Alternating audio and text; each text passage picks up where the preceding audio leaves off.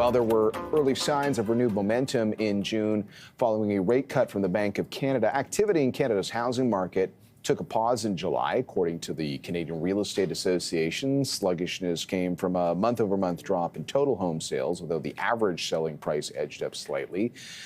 Well, one area within housing that's had a particularly tough time is Toronto's condo market. Recent data is pointing to a record number of properties for sale. Meanwhile, more investors appear to be losing money. A July report from CIBC and Urban Nation found nearly 80% of investors who closed on a condo last year are taking losses on it. That is up from 52% in 2022. For some more insight on what's happening on the ground, let's bring in real estate expert John Pasalis. He's president and a broker at Realosophy Realty. John, thanks very much for joining us. What's going on in the condo market in a big city like Toronto? What's at the heart of this story? So, the heart of the story right now, especially the resale market, is we have two things going on. Number one, sales have plummeted. We're very close to 20-year low sales volumes, partly because end users are having a hard time buying. Investors have largely disappeared. And on top of that, we have a lot of investors selling. They're exiting the market. The units don't make sense from a cash flow perspective. Again, investors have been cash flow negative for the most part for quite a few years. But now that prices are flat, a lot of investors are thinking, why am I carrying this place? Why don't I unload it? So we have a record number of listings on the market right now. Okay, so you've identified two factors that people have to be aware of when it comes to the condo market, the buyer and the investor. Let's stay on the investor theme first, because I think that helps to sort of set the stage. When it comes to getting new properties built, and certainly in Canada, we need a lot of property, right? 100%. We've got a growing population.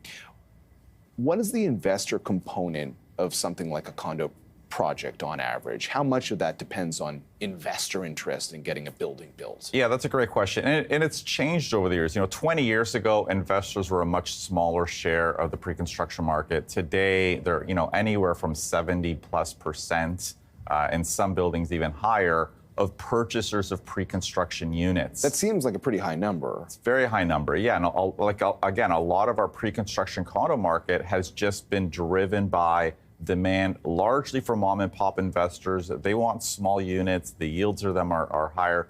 And this is largely why we build a lot of small condos in Toronto. Okay, and then when all of a sudden the dynamics change, and maybe the biggest change would be the higher interest rate environment, and then some softness in pricing, then for the investors who maybe bought a unit and had a mortgage associated with that unit, and things aren't looking the way you hope they would play out, that then starts to impact new investor demand for other condo units. Is that kind of how the dominoes fall? Yeah, absolutely. So, a lot of investors are looking at what's going on the ground.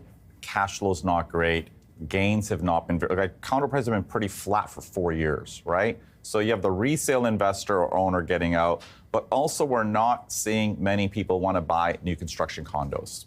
And that's because prices have been flat. So they're thinking, what's the point of buying a project if I don't know where prices are going to be 4 years from now? So, so as a buyer of a unit, and again, this gets kind of more now to the buyer side rather than the buyer who is buying it because they need a place to live. What is their thinking? Are they impacted by, they see prices are down, maybe they want to wait the same way people want to wait for interest rates to come down? Or shouldn't that be a good thing for somebody if it was really hard to buy condos before because they were really expensive and the prices are coming down? Shouldn't that be actually a motivating factor for demand? It is to some extent. And we're seeing, the condo market's kind of, think about it like split into two segments. There's the very, very small units that cater to investors, and then the larger units, say 900, 1,000 square feet plus, that are more geared towards end users. And certainly the larger ones are moving a little bit better, a little bit more demand. Again, not a ton because interest rates are high, right? But definitely things are moving, not as much inventory. It's the small units where we're seeing a much bigger increase in inventory. Okay, so at the end of the day, what does this trend mean for addressing our housing supply-demand imbalance? Because if you're talking about some real challenges with smaller units, obviously there's a lot of people who live alone or maybe have a, not a need for a big home or what have you, but I guess that would address less of the family need to have a home and have a reasonably priced home. I guess what I'm getting at here is we're always looking for different ideas on how to create more supply in a tight market here in Canada.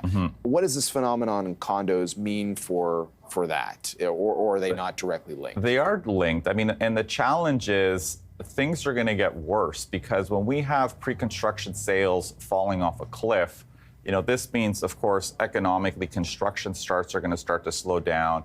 In the next 3-4 years, we're going to have fewer completions. Canada's proposed solution to our housing crisis is to triple completions, and we're actually going to see completions decline over the next few years. Is there just quickly, is there something that might fix the dynamics to make this condo market ecosystem more interesting to everybody who's a participant, and then subsequently help us to add more housing supply in the country? I mean, long term, you want a housing market driven by end users. When you have it driven by investors, prices get ahead of where they should be, which is where we are.